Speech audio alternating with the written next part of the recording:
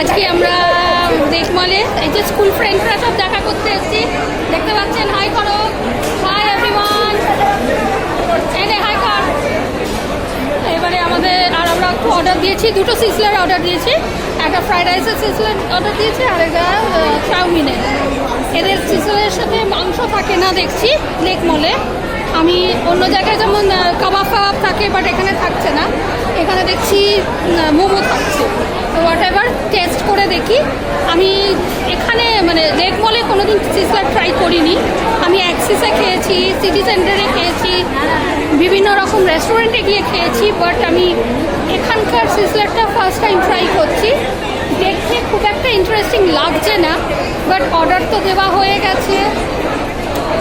তো আমি খাবো, খেয়ে টেস্ট করে আপনাদের সাথে জানাবো যে কেমন।